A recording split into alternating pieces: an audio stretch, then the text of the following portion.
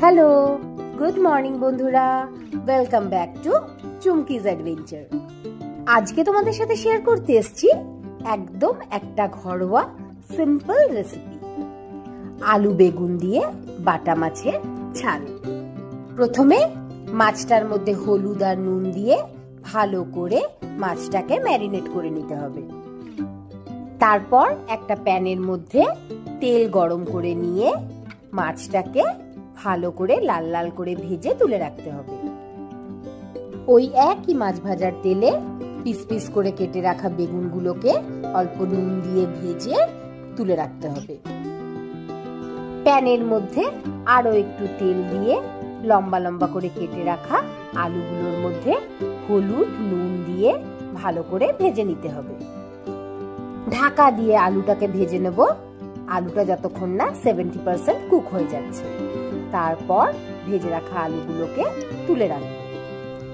প্যানের মধ্যে আরো 1 চামচ তেল দিয়ে তার মধ্যে কালো জিরে আর তেজপাতা দিয়ে একটু নাড়াচাড়া করে নেব। এবার এর মধ্যে অ্যাড করব 2 মিডিয়াম সাইজের পেঁয়াজ বাটা।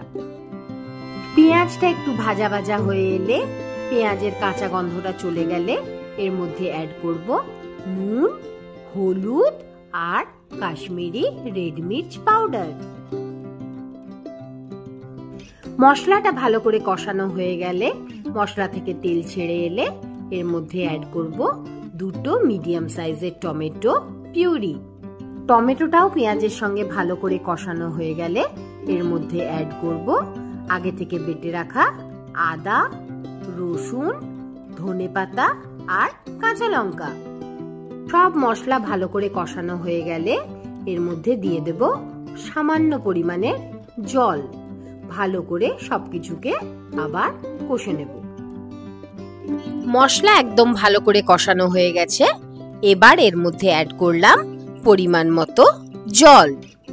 তারপর এর মধ্যে ভাজা আলুগুলোকে দিয়ে ভালো করে আলু আর মশলাকে কষে নিলাম। ঢাকা দিয়ে রান্না করলাম যতক্ষণ না আলুগুলো পুরো সেদ্ধ হয়ে যায়। আলু সেদ্ধ হয়ে যাওয়ার পর এর মধ্যে দিয়ে দিলাম ভেজে রাখা মাছগুলো আর ভেজে রাখা বেগুনগুলো।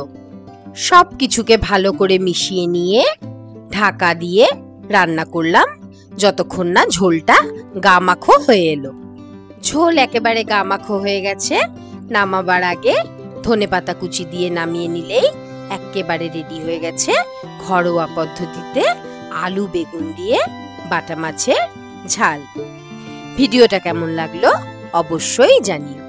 আর এইভাবে একবার বানিয়ে গরম ভাতের সাথে বাটা মাছের এই ঝালটা ট্রাই করো। ভিডিওটা ভালো লাগলে একটা লাইক, শেয়ার, কমেন্ট করো।